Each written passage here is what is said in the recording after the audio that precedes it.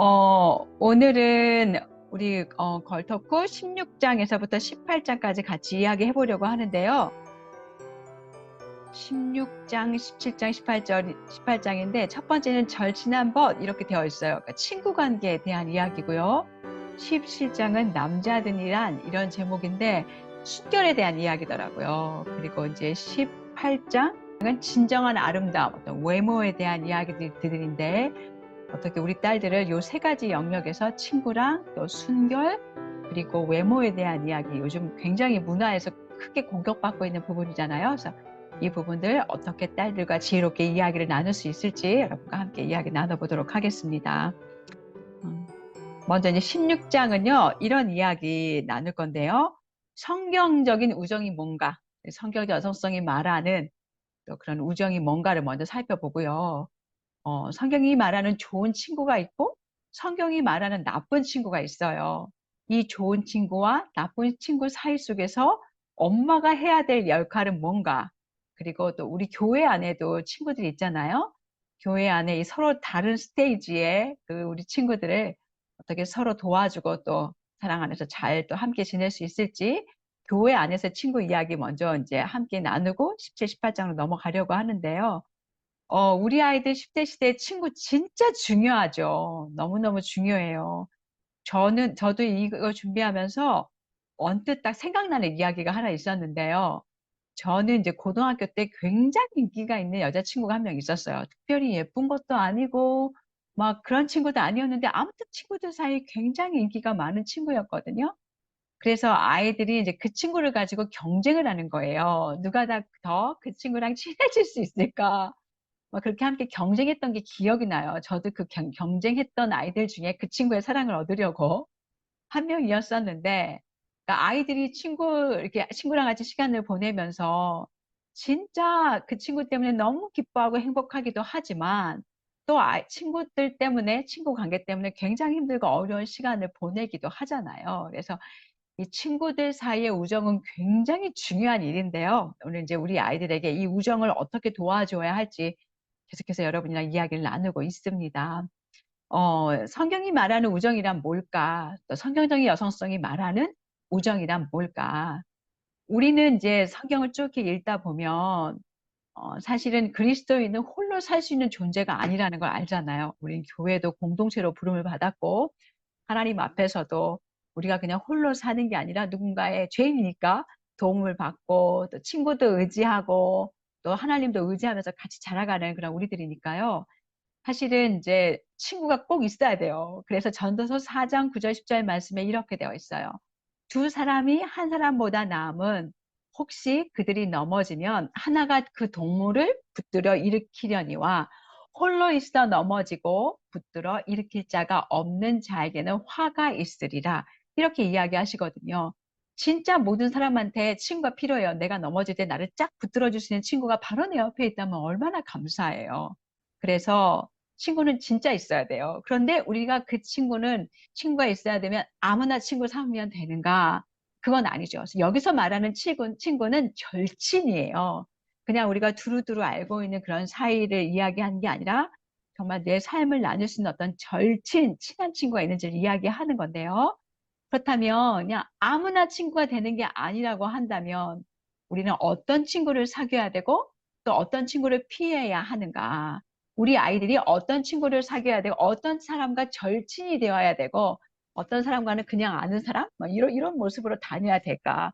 결국 이 절친이라는 이야기는 영향력을 서로 주고받게 되어 있잖아요. 그런데 그 영향력이 좋은 영향력인가, 나쁜 영향력인가, 이걸 살펴봐야 한다는 거죠. 그래서 우리 아이들이 이제 좋은 친구를 만나려면 우리 아이도 좋은 친구가 되어줘야 하고 우리 아이의 친구도 좋은 친구가 되어야 하는데 좋은 친구가 되는 성경적인 요건이 있어요. 어떤 요건이냐면 성경적인 친구는 주님을 경외한다. 하나님을 경외해요. 시 119편 63절 말씀에 보면 나는 주를 경외하는 모든 자들과 주의 법도를 지키는 자들의 친구다. 이렇게 이야기를 하는데요. 친구는 정말 주님의 경외하고 주의 법도를 지키는 자들, 하나님을 경외하는 친구, 진짜 좋은 친구죠. 또 성경에서 말하는 좋은 친구는 격려해요. 히브리서 3장 13절 말씀에 오늘이라 일컫는 동안에 매일 피차 서로 권면하고 우리가 격려하는 일을 하죠. 또 성경적인 좋은 친구는 잘못을 지적해줘요. 잠언에 이런 말씀이 엄청 많이 나와요. 시편의 말씀도 되게 많이 나오는데요.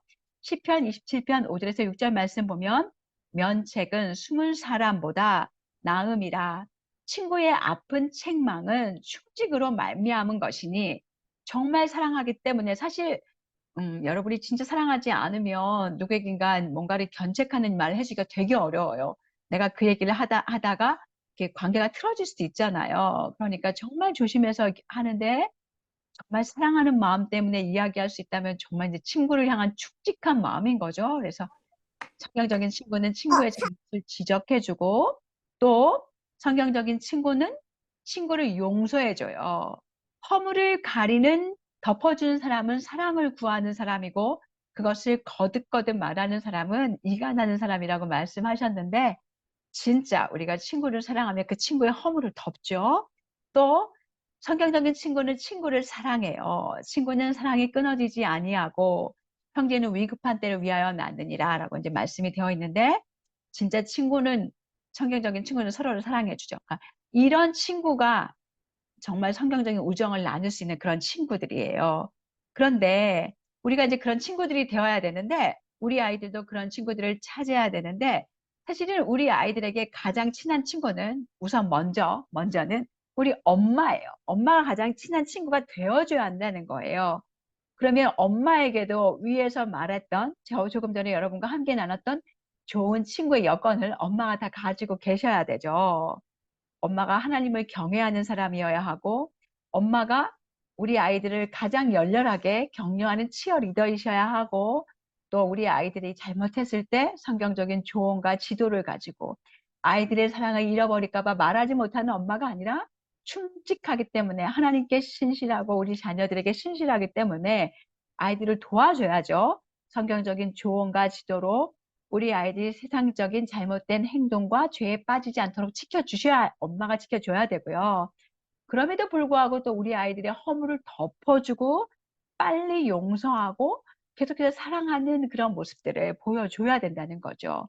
여러분이 잘못했을 때는 용서를 구하고 복음 안에서 여러분이 삶을 계속 복음을 적용하는 어떤 모습들을 보여주면서 하나님을 경외하는 그런 모양들을 보여주면서 우리 자녀들이 엄마를 닮고 싶은 그런 마음, 엄마가 사랑하는 하나님을 더욱더 사랑하고 싶은 마음을 함께 가지면서 사실 우리 아이들과 어떤 권위를 잃어버리라는 뜻이 아니라 친밀한 어떤 친구의 모습들을 가질 수 있죠. 권위를 가지고 있음에도 또 우리 아이들은 집안에 있는 우리 형제 자매하고도 좋은 우정을 쌓아야 돼요. 사실 시도 때도 없이 싸우지만 그럼에도 불구하고 좋은 우정을 쌓아가야 하는데요.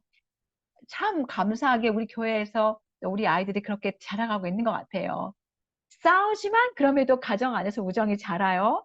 함께 그리스도를 알아가고 선한 일에 격려하고 또 필리핀 선교 같은 것도 함께 같이 가고 또 우리 아이들이 또 함께 좋은 추억을 쌓으면서 이제 형제끼리에도 정말 좋은 친구가 될 수 있죠.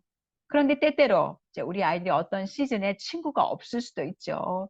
또 엄마하고 많이 이야기 나누고 싶은데 엄마가 잠깐 부재할 수도 있고 일을 할 수밖에 없는 상황일 수도 있고 그럴 수 있잖아요. 그래서 때때로 또래 친구가 있을 때도 있을 수 있고 없을 수도 있고 엄마와도 많은 이야기를 나눌 수 있는 시간이 확보가 될 수도 있고 그렇지 않을 때도 있지만 사실 우리 아이들에게 가장 좋은 친구는 이 변함이 없으시고 기복이 없으시고 항상 우리를 사랑하는 좋은 친구는 예수님이라는 것을 우리 아이들에게 가르쳐 주셔야 한다는 거예요. 그래서 여러분 책에서도 읽어보셨지만 찰스 브리지즈는 이렇게 말합니다. 예수님의 백성으로서 그는 가장 위대하고 최고이며 가장 사랑이 많으시고 가장 진실한 친구인지 아닌지를 증거하는 증인이 되라. 그러니까 우리가 이제 그런 증인이 되어야 한다는 거예요. 그는 언제나 사랑을 베푸시는 분이고 그는 친구가 없는 사람들의 친구이시고 다른 친구들이 다 떠나갈 때도 언제나 함께 하시는 친구. 우리에게 가장 큰 영향력을 끼치시고 우리의 가장 깊은 곳까지 들어오시는 예수님이 계시기 때문에 우리가 그 예수님을 친구로 삼아야 한다는 거죠. 성경은 이렇게 좋은 친구만 이야기하는 것이 아니고요. 피해야 할 나쁜 친구에 대해서도 이야기하고 있어요. 우리의 딸들에게 하나님을 알지 못하고 또 세상으로 향하는 친구들의 어떤 위험성에 대해서 굉장히 경고하고 있거든요. 그래서 성경은 노를 품는 여자랑 사귀지 말라고도 이야기하시고, 왜 그럴까? 그의 행위를 본받게 된다는 거예요. 절친이라면 그 사람이. 또 그 사람과 많은 시간을 보낸다면, 또 미련한 자와 사귀면 그 사람과 많은 시간을 보내면 그 사람 때문에 해를 받게 된다는 거죠. 그래서 그런데 이제 많은 분들이, 많은 아이들도 그렇고 그 아이들이 하나님을 알지 못하거나 세상을 향하는 어떤 친구들과 우정을 쌓으면서 하는 큰 변명은 어떤 거냐? 내가 그들에게 선한 영향력을 끼치면 돼. 이렇게 변명한다는 거예요. 근데 여러분 책에서 읽어보셨겠지만 제시 라일은 뭐라고 이야기하냐면, 좋은 친구들은 우리들에게 가장 큰 축복을 준다. 그들은 우리가 많은 악을 피할 수 있도록 하고 우리가 마땅히 가야 할 길로 빨리 나가게 하며 때에 맞는 말을 하고 위로 끌어올려주며 앞으로 계속 전진할 수 있도록 돕는다. 그러나 나쁜 친구들은 우리에게 불행을 준다. 그들은 계속해서 우리를 잡아내리는 무거운 추와 같아서 우리를 땅에 메어 놓는다. 신앙이 없는 사람과 사귀면 당신도 결국은 그와 같아질 것이다. 그와 같은 종류의 우정이란 보통 그러한 결과를 낳기 때문이다. 선한 사람이 악한 사람을 따라 내려가며 따라가며 악한 사람이 선한 사람을 따라 올라오지는 않는다. 그러니까 선한 사람이 악한 사람을 따라서 아래로 내려가고 악한 사람이 선한 사람을 따라서는 올라오지 않는다는 이야기예요. 그래서 이 이야기를 우리 딸들에게 잘 받아들이게 해서 우리가 하나님을 알지 못하고 세상을 향하는 이들과 친구가 되면 그 사람들을 본받는 일이 생기고 그 사람들의 영향력 아래 녹아지게 될 거니까 이제 엄마를 좋은 친구로부터 시작을 해서 계속해서 우리 딸들이 자신들을 선한 일로 이끄는 친구들을 사귀어야 한다는 거죠.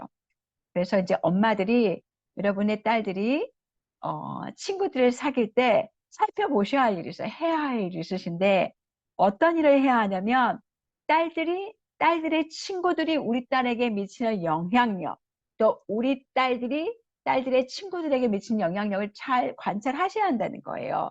만약에 우리 딸들이 친구들의 죄된 행동이나 세상의 어떤 영향을 받는다면, 그래서 적절하지 않은 장소에 가거나 남자아이들을 만나 어울린다거나 이렇게 하면은 이제 우리는 이제 그런 친구들과 가까운 시간, 절친이 되지 않도록 도와줘야 한다는 거죠. 동시에 우리 아이들이 좋은 친구를 사귈 수 있도록 도와주셔야 돼요. 그런데 이때 우리가 자기 의를 세우지 않으면서 지혜롭게 우리 아이들이 어떤 친구를 선택해야 될지 이제 어드바이스를 주셔야 되는데요.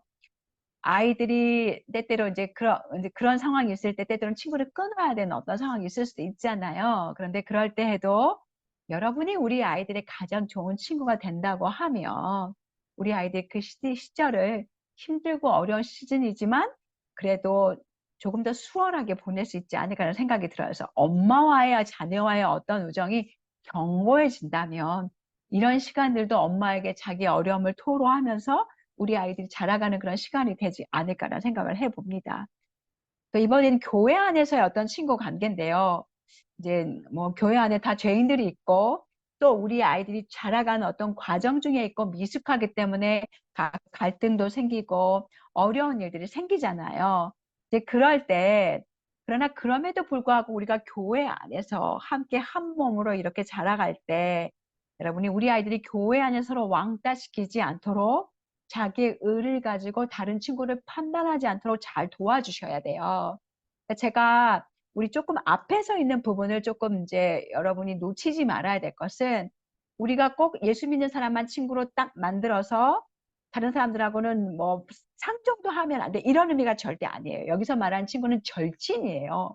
정말 막 시간을 보내고 있는 어떤 사람들을 이야기하기 때문에. 그래서 여러분이 여러분의 아이의 어떤 그런 친구 관계들을 잘 살펴보셔서 아이가 누구에겐가 나쁜 영향력을 받고 있다면 그거는 이제 끊어 주셔야 되는 거잖아요. 그러니까 그 지혜롭게 잘 판단하셔야 되고 아이를 잘 인도해 주셔야 되고요. 교회 안에서 함께는 이제 때때로 이제 서로 이제 스테이지가 다르니까 또 약간 조금 어떤 것들 스트럭을 하고 있는 그런 과정 중에 있는 친구들도 있을 수 있죠. 네, 그런데 그 아이들을 판단하지 않고 같이 놀고 같이 어울리고 때때로는 이제 도움이 필요한 어떤 영역들이 있으면 그럴 때 엄마한테 와서 이야기하라고. 여러분이 그 얘기를 들으실 때도 우리 아이도 죄인이라는 것을 항상 기억하시면서 어디에서 서로 도와주, 그럴 때 이제 또 이제 상대 엄마에게 또 이야기를 해주셔야죠. 그래서 같이 서로 함께 우리가 우리 아이, 하나님이 우리 교회 안에 우리 모두에게 주신 아이기 때문에 함께 이 아이를 양육해 가는 거잖아요. 그래서 우리 집에 있는 우리 교회라는 큰 울타리 안에 함께 키우는 아이들이기 때문에 그 아이들을 위해 기도하고 격려하고 혹시 잘못된 행동들이 있다면 서로 사랑 안에서 잘 도와주고 지적해주고 올바르게 자랄 수 있도록 좀 도와주셨으면 좋겠습니다. 그 다음에는요, 17장으로 넘어가는데요. 남자들이란 이런 제목이에요. 아이들이 이제 10대로 들어가면 맨날 이렇게 장난치고 놀았던 친구들에게 어떤 이성적인 관심을 갖게 되잖아요. 그래서 우리 아이들이 갖고 있는 어떤 이성적인 관심에 대한 거 자연스러운 거죠. 그다음에 순결의 문제, 또 순결을 지키기 위한 세 가지 무기, 이제 요 이야기 여러분과 함께 나눠보려고 하는데요. 우리 아이들이 그냥 친하게만 지냈던 어떤 아이들에게 이제 서로에게 어떤 관심을 느껴요. 어떤 아이가 더 매력적으로 보이고 싶어 하고, 매력적으로 보이고, 또 그 아이에게 사랑받고 싶어 하는 어떤 마음들을 가질 수 있다는 거죠.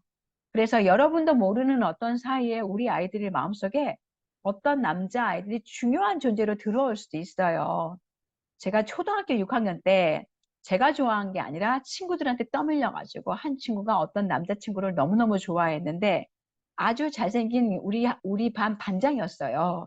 근데 그 아이 집에 가고 싶었는지 어쨌는지 왜 저를 데리고 갔는지 알 수 없지만 저를 아무튼 데리고 가가지고 그 아이 집에 갔는데 그 아이가 어디 뭐 과외를 갔는지 어디 갔다 집에 왔거든요. 그런데 애들이 다 숨더라고요. 나만 이렇게 가만히 뻘쭘하게 이렇게 서 있고 자기들은 다 그 아이 집에 그 아이 방에 들어가서 어디 다 숨고 그 아이가 딱 방을 열고 들어오는 절 딱 보더니 눈이 동글동글해지는 거예요. 얘가 여기 왜 있지? 막 이런 느낌이었었어요. 아무튼 그래서 아무튼 되게 재미있었던 게 생각이 나더라고요. 그런데 아무튼 이제 우리 딸들이 남자아이들에게 관심을 갖는 건 자연스럽죠. 우리 아이들이 서로에게 매력을 느끼잖아요. 제가 다음 달에 우리 중고등부 아이들에게 이성 교제에 대한 강의를 할 거예요. 그때 이제 우리 아이들에게 이성 교제에 대한 어떤 언급을 할 건데요. 우리가 이성 교제를 하는 이유는 사실은 남자하고 데이트하는 이유는 결혼할 상대를 찾으려고 하는 거잖아요. 재미나 펀으로 하는 게 아니라. 그래서 우리 아이들에게 이제 이성 교제를 가르쳐 줄 때 그냥 캐주얼하게 뭐 1대1 이것보다는 그냥 여러 사람이 있는 상황에서 이렇게 오픈된 공간에서 서로를 그냥 알아보고 지켜가고 우정을 쌓아가는 거죠. 이성적인 어떤 우정이 아니라 이성적인 우정에 대한 어떤 감정을 미루어둬야 한다는 거예요. 내가 결혼할 상대를 만날 때까지 그 전까지는 우리가 우리 교회에서 만나는 우리 아이들 형제나 자매를 예전에 노메이크필드 목사님이 이렇게 얘기하셨어요. 누군가의 형제가 될 사람, 누군가의 형제들은 누군가의 남편이 될 사람, 또 자매들은 누군가의 아내가 될 사람. 서로 이렇게 형제와 자매들을 보면서 누군가 나의 형제 또 나의 자매의 남편이나 아내가 될 사람이라는 걸 기억하고 그렇게 대화라는 거예요. 그러니까 우리 교회 아이들은 누군가를 다 형수님으로 대할 수 있고 우리 아이들 마찬가지요. 누군가의 남편으로 대우해 줘야 한다는 거죠. 그래서 그런 이야기를 하신 적 있어요. 그렇게 해서 혹시나 아이들이 잘못 행동해서 미래 그 아이의 남편이나 그 아이의 또 그 아내가 될 사람에게 죄를 지으면 안 된다는 거예요. 그래서 성경 구절을 때 있어요. 나의 형제에게 해를 입히지 말아라 이런 말씀이 있는데 그래서 아무튼 이제 이성 교제의 목적은 결혼할 상대를 찾는 거예요. 그래서 이 결혼할 상대를 찾는 그 시기도 사실은 한 18개월 정도 지날 쯤에 결혼해도 되겠다라는 시점에 서서히 직장도 갖고 어떤 준비가 되어 있는 어떤 시점에 이렇게 뭐 이제 서로를 알아가 보는 그런 시간들을 결혼 상대로 생각하면서 그 전까지는 우리 아이들이 그냥 넓게 우정을 쌓아가는 거죠. 그래서 그때까지 이 순결을 지키는 것은 굉장히 중요한 문제예요. 그런데 오늘날 이 사회는요, 이 순결을 지키는 것이 어느 때보다 굉장히 어려운 시대 속에서 우리 아이들이 살고 있어요. 그런데 하나님은 그렇지 않잖아요. 완벽한 순결을 우리에게 요구하시잖아요. 낸시 피어시라는 분이 있는데요. 이분 그 변증학자예요. 근데 그분이 내 몸을 사랑하라라는 책을 쓰셨어요. 근데 그 책에 보면 왜 그렇게 그 책을 왜 그 책을 쓰셨냐 하면 그 책을 보면 이 현재 문화가 몸과 인격을 분리시킨다는 거예요. 우리가 아마 그 고동일 사모님에게 우리 그 여성 세미나 하면서 한두 번 이야기 들으셨던 기억이 나신지 모르겠는데 이런 이야기죠. 몸은 물질에 불과하다는 거예요. 그래서 몸으로 하는 모든 성적인 행동이 나의 인격과는 전혀 관계가 없다. 그래서 우리 아이들 사이에 후권 문화라는 게 있다는 거죠. 그래서 그냥 이 사람이랑 그냥 성행위만 하려고 만나는 거예요. 그리고 다른 이야기들은 아무것도 묻지 않고 어떤 인격적인 관계를 갖지 않는다는 거죠. 그래도 괜찮다고 이야기한다는 거예요. 그냥 성행위는 사랑과 분리된 별도의 신체 행위에 지나지 않는다. 이런 문화가 우리 젊은이들 사이에 있다는 거죠. 그런데 이거 거짓말인 거 우리 알잖아요. 이거 거짓말이에요. 사람은 자기 몸으로 하는 일과 감정을 분리하기 어려워요. 그래서 우리가 종이를 이렇게 풀로 붙이잖아요. 그런데 그 종이를 띄려고 한번 해보세요. 그럼 반드시 그게 제대로 띄어지지 않아요. 얇은 종이면 얇은 종이일수록 만약에 한지를 제가 붙인다고 하면 걔를 띄려고 하면 다 갈기가 이렇게 찢기잖아요. 마찬가지는 그 상황이 생기는 거죠. 사람과 사람이 이렇게 붙는 어떤 상황이 생기면 그것을 띄려고 할 때 엄청난 상처를 받게 되잖아요. 그래서 우리가 우리 아이들에게 그래서 하나님이 우리의 생각과 말과 행동에서부터 순결할 것을 요구하시기 때문에 이 하나님의 부르심에 응답하기 위해서 디도서 2장에서 늙은 여자가 젊은 여자들에게 순결을 가르치라고 이야기를 하고 계시는 거죠. 그래서 영어에서의 어떤 표현은 순결하라는 이야기는 이거는 그냥 거룩하고 순결하고 때가 묻지 않는 어떤 상태를 이야기하시는 거예요. 그래서 이거는 사실은 이제 그냥 어떤 성적인 예절과 관계된 어떤 단어이고 생각과 말과 행동에서부터 우리가 부도덕한 모든 것들을 피한다는 그런 의미죠. 그래서 세상의 유혹도 거세지만 세상의 유혹도 있지만 우리 마음에도 죄성이 있어요. 그래서 그 크리스 룬드가드가 하신 말씀처럼 여기 위에 있는데요. 제 머리 위에 우리 안에 있는 죄는 먼저 꾀이고 위협하고 심지어는 우리를 괴롭힌다. 더군다나 이 죄는 믿는 자들의 삶 속에도 강력하게 역사한다. 그리고 끊임없이 우리를 죄악의 틈 속으로 밀어넣는다. 이렇게 말씀하셨어요. 우리의 마음에 죄가 내재하고 있잖아요. 그런데 감사하게도 우리가 그리스도를 만날 때 하나님께서 우리 마음에 살아 계시면서 계속해서 우리 죄들 깨닫게 해주시고 말씀해 주셔서 우리를 인도해 주시잖아요. 은혜 안에 살아갈 수 있도록. 그래서 우리 딸들도 마찬가지로 하나님을 신뢰하고 이런 것들을 배워가면서 성령님을 의지하면서 성적인 어떤 욕망, 정욕과도 싸워가면서 거룩하고 순결하고 때묻지 않는 모습으로 성장할 수 있다는 거죠. 그래서 우리가 순결을 위해서 세 가지 무기가 있는데요. 이 무기도 우리 아이들에게 가르쳐 주셔야 되는데요. 이 무기는 사실은 이제 우리가 여자 그리스도인으로 살아가기 위해서 순결에 대한 이야기 함께 할 때 여러분과 같이 나눴던 이야기예요. 그걸 조금 이제 간략하게 정리한 내용인데요. 우리가 이 땅에서 어떻게 순결할 수 있을까? 이제 순결할 수 있는 비법이 나오는데요. 먼저는 그 비법이 뭐냐면 마음과 생각으로 위의 것을 찾는 거예요. 우리가 말씀을 먼저 보고 이거 가는 게 더 나을 것 같아요. 골로새서 3장 1절에서 5절 말씀에 보면 이 말씀이 굉장히 기가 막힌데요. 그러므로 너희가 그리스도와 함께 다시 살리심을 받았으며 우리가 다 예수 그리스도 때문에 거듭난 사람들이잖아요. 그럼 너희가 제일 먼저 해야 될 것이 뭐냐? 위의 것을 찾아야 한다는 거예요. 거기에는 그 위의 것에 위의 것을 찾았는데 그 위에는 그리스도께서 하나님 위에 앉아 계시거든요. 다 지켜보고 계시잖아요. 그래서 위의 것을 생각하고 땅의 것을 생각하지 말라는 이유가 뭐라고 말씀하셨냐면 우리가 죽었잖아요. 우리가 죽었고 우리 생명이 그리스도와 함께 하나님 안에 감추어져 있어요. 우리의 생명이 그리스도께서 나타나실 때에 우리도 그분과 함께 영광 중에 나타날 것이기 때문에 땅에 있는 지체를 죽이라고 이야기하세요. 그러니까 너희가 얼마나 놀라운 존재인지, 너희 안에 이런 미래가 있어. 너희가 예전에 과거에 이랬는데 이런 현재가 있고 이런 미래가 있어. 그러니까 이제 그 성령님을 의지함으로 땅에 있는 지체를 죽이라고 말씀하시는 거죠. 그래서 우리 아이들이 첫 번째 이 성적인 순결을 지키기 위해서 세 가지의 무기는 뭐냐면, 첫 번째는 위의 것을 찾는 거예요. 마음과 생각으로 위의 것을 찾는 것. 그거 먼저 이제 우리 아이들이 해야 하는데요. 위의 것을 찾는다는 것은 뭐냐?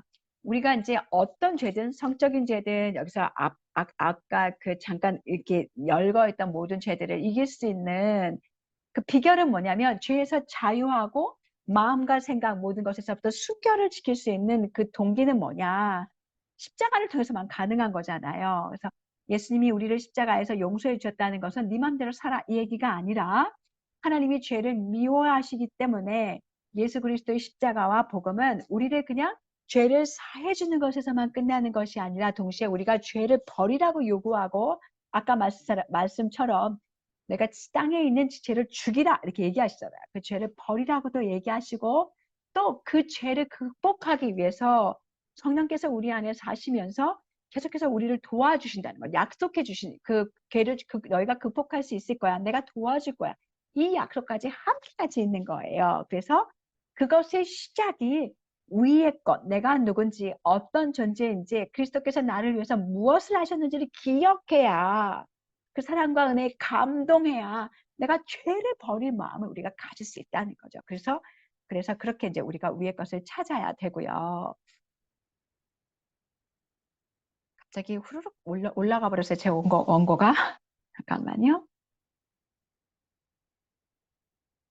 그리고 나서 두 번째 해야 될 것은 땅의 것을 생각하지 않는 거예요.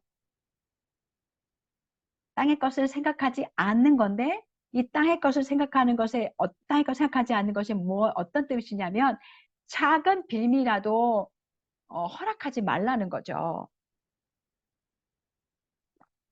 예를 들어 우리가 학생 때 뭐 이런 일이 있을 수 있죠. 우린 그때 문자가 없었어요. 참 감사하게 핸드폰이 없었기 때문에 막 문자 보내고 이런 거 할 수 없었거든요. 기껏해 편지 보내는 거.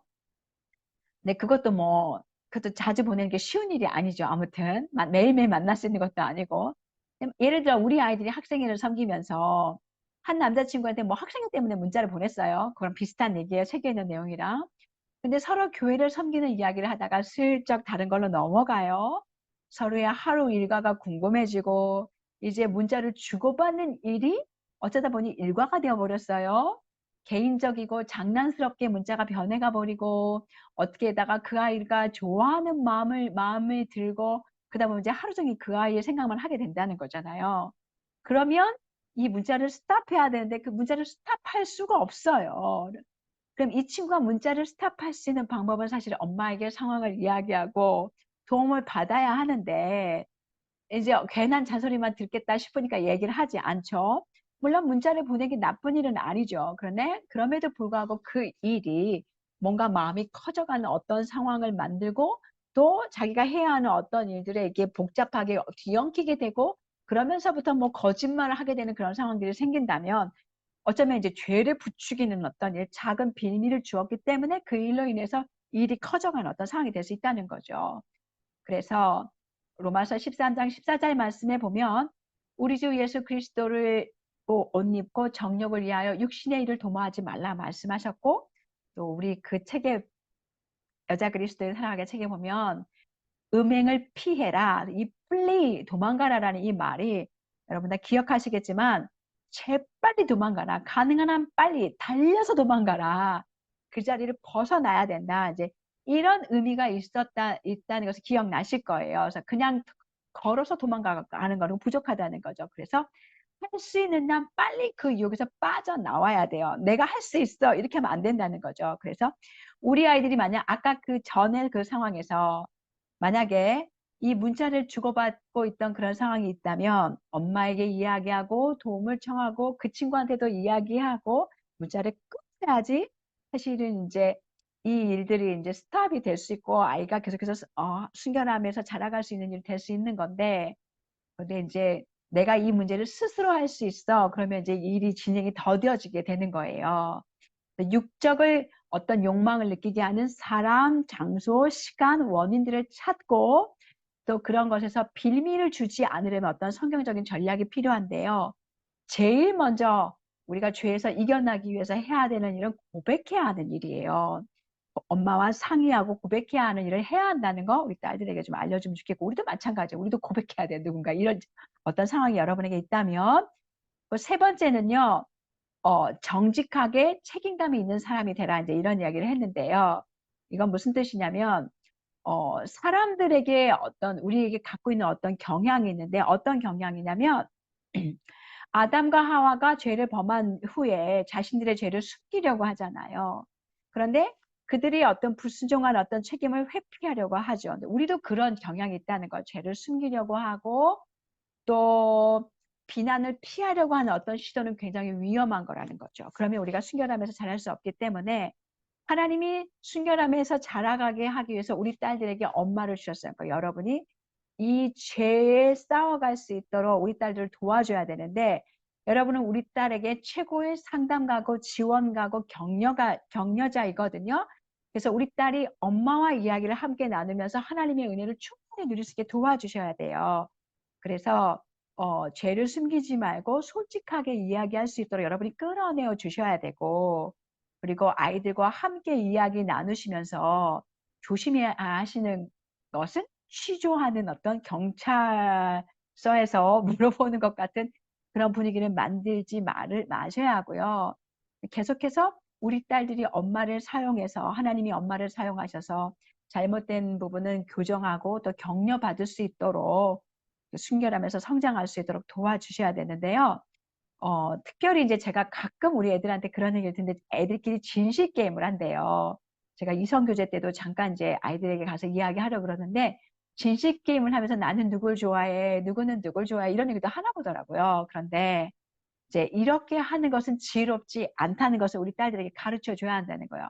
친구끼리 누가 누구를 좋아한다거나 이런 이야기를 하거나 이런 이야기를 전달하지 않도록 또 성적인 얘기들에 대해서 어리석은 대화를 하지 않도록 우리 친구들이 이제 도와줘야 되죠. 그래서 여러분이 그럼에도 불구하고 여러분에게는 이야기할 수 있잖아요. 좋아하는 마음 가질 수 있으니까. 그래서 여러분이 정기적으로 딸에게 혹시 좋아하는 마음이 있는 사람이 생기지는 않았는지 물어보시고 또 딸이 그런 고백을 할 때 엄마가 물어보지 않을 때도 고백할 수 있어요. 너무 놀라지 마시고 당황하지 마시고 우리 아이들에게 피난처 같은 엄마가 되어 주셔야 돼요. 이런 마음은 언제든지 바뀔 수 있어. 엄마도 수없이 바뀌었어. 선생님 좋아했다가 우리 선생님들 굉장히 좋아했잖아요. 교회 오빠들 좋아했다가 그런데 다 마음이 바뀌어. 내가 옛날에 왜 그런 사람을 좋아했는지 이해가 안 돼. 지금은 막 이럴 수 있잖아요. 그러니까 그런 이야기를 함께 나누면서 하나님의 시간대까지 이렇게 쭉 아이들이 잘 순결을 지킬 수 있도록 도와주시면 좋을 것 같아요. 그리고 또 우리 아이들 중학생쯤 되면은요. 제가 이제 지난번에 강의에서 이야기했지만 순결 반지가 18개월 정도밖에 뒤로 미루지 못한다고 말했지만 그럼에도 불구하고 엄마가 널 도와줄 거야. 하나님 앞에 널 위해서 기도해 줄 거야. 그래서 중학생쯤이 되면 아이들에게 순결 반지 좀 이제 아이들마다 조금 다를 수 있는데 여러분이 어떤 시점을 잘 살펴보셔서 순결 반지를 좀 주시는 것도 좋겠다라는 생각이 좀 듭니다. 그래서 하나님께서 계속해서 엄마를 딸들 옆에 주셨기 때문에 좋은 격려자로 우리 아이들이 세상에 굴복하지 않도록 순결하고 거룩하게 자라갈 수 있도록 도와주실 거예요. 그래서 우리 아이들이 요 세 가지를 딸들에게 순결함에 자라기 위해서 싸울 수 있는 무기 좀 알려주시면 좋을 것 같아요. 마음과 생각을 위의 것에 두고 육체의 정욕의 작은 빌미라도 허락하지 말고 정직함과 책임감에서 자신을 키워갈 수 있도록 도와주시면 좋겠습니다. 벌써 40분이 됐네요. 얼른 끝나야 되는데 한 가지가 더 남았는데 조금 빨리 할게요. 이것도 저희가 그때 한번 여하디 세미나에서 다루었던 이야기예요. 진정한 아름다운 외모에 대한 이야기인데요. 모든 사람들마다 외모에 콤플렉스가 있어요. 저도 있거든요. 저는 제 이 상체에 비해서 하체가 굉장히 두껍고 종아리는 진짜 두꺼워요. 그래서 허벅지 종아리가 두꺼워서 어렸을 때부터 이 종아리에 대해서 놀림도 되게 많이 받았고 스토리가 되게 많아요. 허벅지도 마찬가지고.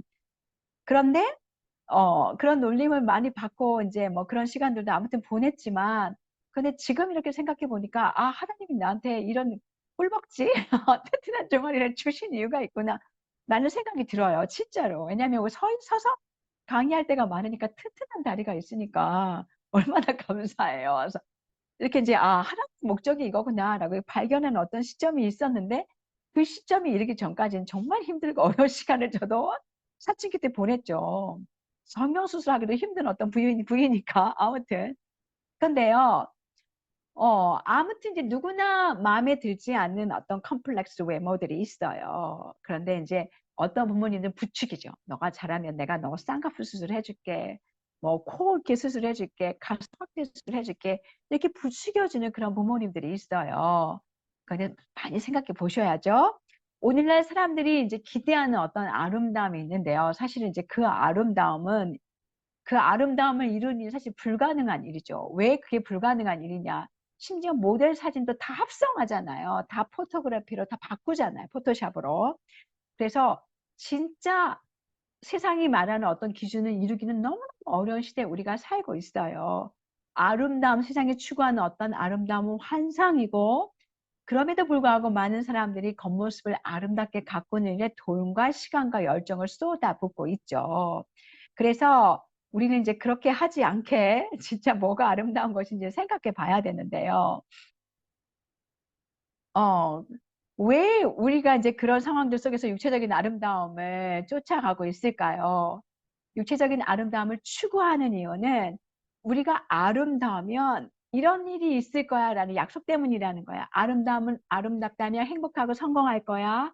여자들 사이에도 인기가 있고 남자들도 너희를 좋아할 거야. 아름다우면 영원한 친밀감과 진정한 사랑을 성취할 수 있을 거야. 자신감이 있고 안정된 사람이 될 수 있을 거야. 눈에 띄는 사람이 될 거야. 이런 모든 약속들이 있다는 거예요. 그런데 육체적인 아름다움이 이런 약속을 성취해 주지 않죠. 여러분 정말 삐까번쩍하게 아름다운 연예인들도 굉장히 어려운 일들 많이 겪는 이야기들 여러분 뉴스에서 들으시잖아요. 아름다움이 성공을 보장해 주진 않아요. 책에서 나왔던 것처럼 미국의 할리베리 라는 그 배우에 대한 이야기 잠깐 나왔는데요. 그 배우가 미스 월드 선발대회에서 참가한 최초의 흑인이고 또 뭐 연기력도 뛰어나서 오스카상도 받으셨다는 분인데 그분이 이렇게 얘기했다고 해요. 사람들이 저를 아름다운 여성으로 여겨주지만 그 아름다움도 제 인생의 아픔에서 구해주지 못했어요. 마음의 고통도 인생의 쓰라림도 고스란히 제 몫이었죠. 제 몫이 아니고 제 몫 기억 쉬이 빠졌습니다. 쉬옷이. 아름다움은 사실 피상적이고 덧없는 거예요. 이렇게 이야기하거든요. 그런데 문화는 계속해서 아름다우면 너에게 행복한 삶을 줄 거야. 성공을 줄 거야. 이렇게 거짓 메시지를 주고 있는 거죠. 그런데 이렇게 거짓 문화를 믿도록 이렇게 부추기는 게 우리의 마음의 죄성이라는 거예요. 왜냐하면 우리 마음에도 어떤 소망이 있거든요. 우리 마음에 어떤 소망이면 성공하고 싶고 인정받고 싶고 탁월함을 증명하고 싶고 중요한 사람으로 인식되고 싶고 사람들이 나를 알아주고 싶어 하는 마음이 정말 강하기 때문에 아름답게 보이고 싶은 거죠. 그런데 성경은 엄마와 딸들에게 육체적인 아름다움을 쫓는 것이 얼마나 헛되고 거짓된 것인지를 보여주고 있어요. 고운 것도 헛되고 아름다운 것도 헛되나 이건 육체적인 아름다움을 얘기하는 거죠. 그런데 하나님은 이제 이런 열망이 사실은 잘못된 것이라고 이야기해요. 왜 잘못된 것이냐? 성경에는요, 그 어디에도 아름다운 외모를, 이렇게 머리를 막 아름답게 모습으로 돈을 많이 들여서 꾸미라고 하는 이야기가 하나도 없어요. 그래서 사도 바울도 너희가 단장은 머리를 꾸미고 금을 차고 아름다운 옷을 입는 외모로 하지 말고 물론 이거는 뭐 장신구도 달지 말고 꾸미지 말아라 이런 이야기가 아니죠. 지나친 치장, 남용하지 말라는 말씀이죠. 그래서 우리가 그렇게 하지 말아야 하는 것은 우리가 그러한 기준으로 우리의 존재를 판단하면 안 된다는 거예요. 우리가 이렇기 때문에 이렇게 꾸몄기 때문에 누군가를 나를 높게 여기거나 낮게 여긴다거나 누군가 나를 예쁘게 봐준다고 자만해서도 안 된다는 거죠. 그래서 이걸 믿는다면 우리가 또 그렇게 하기를 바란다면 우리의 보이는 어떤 것이 또 외모의 치장이 실제적인 우리의 모습보다 아니면 우리를 실제적으로 탁월하게 만든다고 생각하는 것 같다고 이제 매튜 헨리는 이야기하셨어요. 그러면 진정한 아름다움이 뭔가 하나님은 우리가 아름다운 것에서 반대하지 않으세요. 그런데 외면의 아름다움보다 내면의 아름다움을 가꾸라고 이야기하시죠.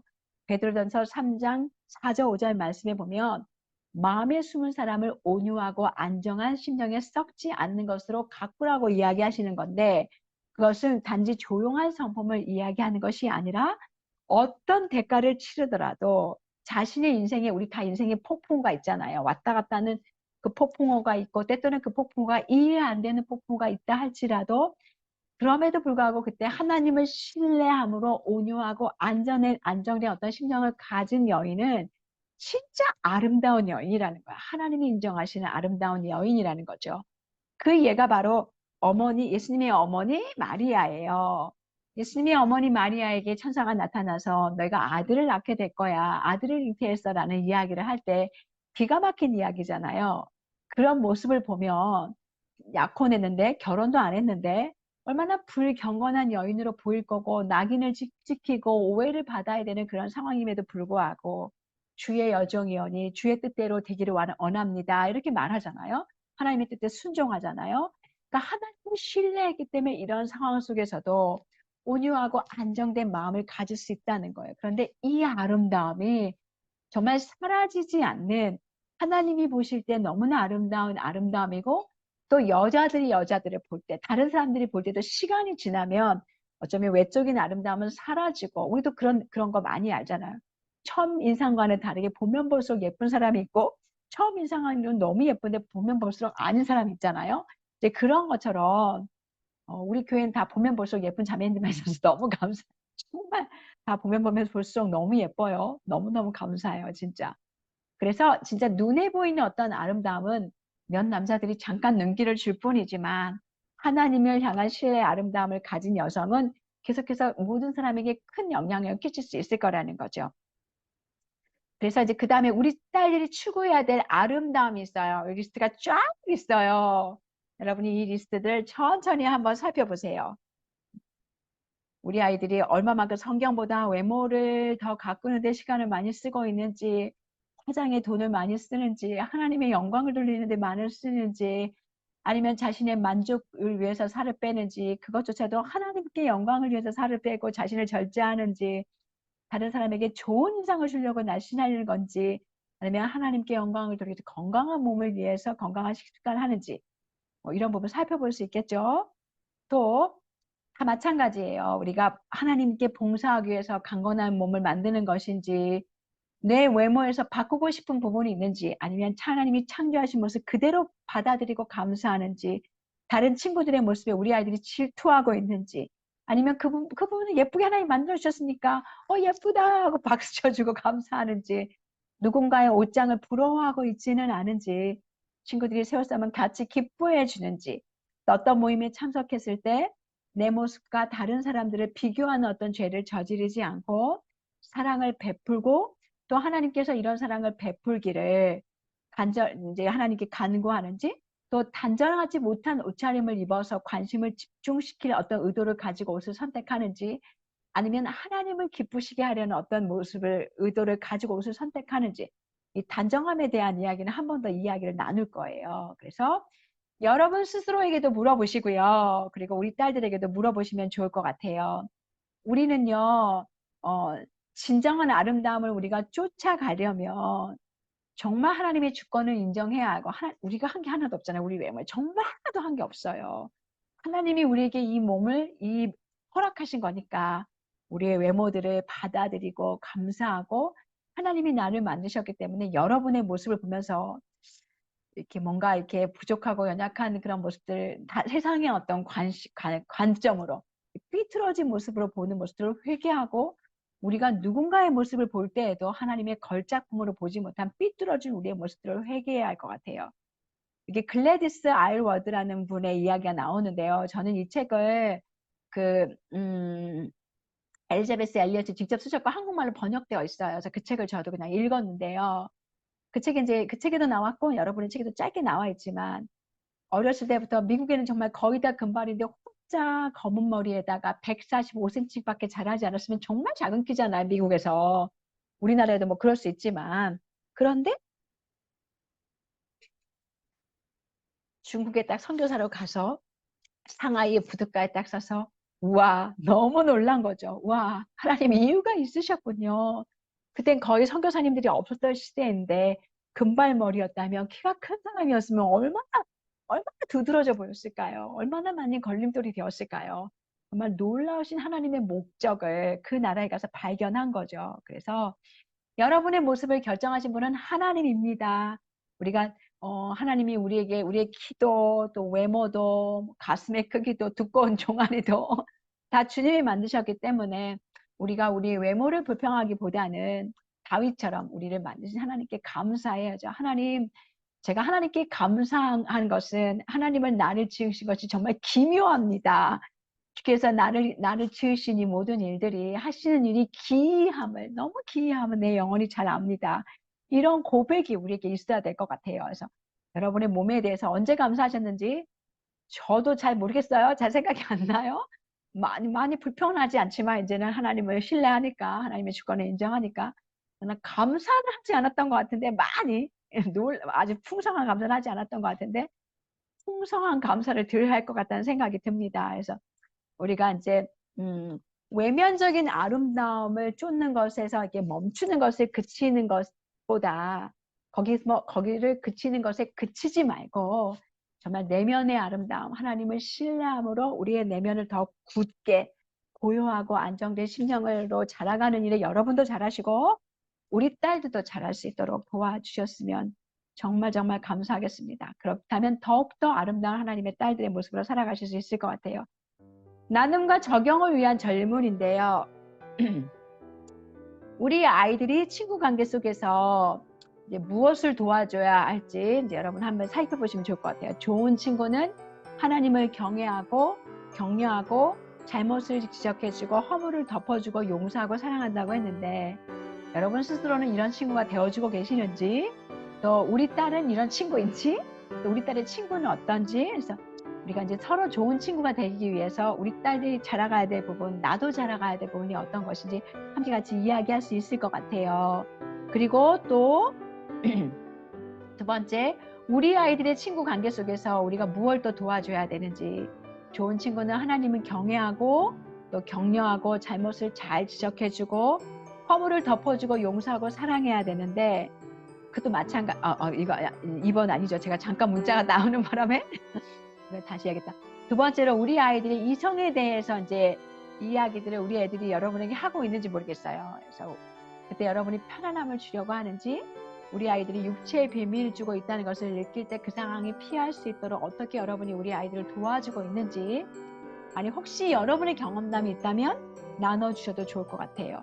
또 내 몸에 대해서 마음이 들지 않는 곳이 있는지 또 그것에 대해서 하나님의 목적을 발견하셨다면 또 여전히 육적인 아름다움과 싸움의 영역이 있다면 그것도 우리 나눌 수 있겠죠. 그리고 주님이 보시는 아름다움을 우리 썩지 않고 쇠하지 않는 내면에 하나님을 신뢰함으로 우리가 아름다움으로 잔장해야 되고 계속 자라가야 되는데요. 그 하나님이 아름답게 보시는 그 부분을 단장시키고 자라가기 위해서 여러분이 하고 계시는 어떤 일의 비결이 있다면 일도 함께 나눠주셨으면 좋겠습니다.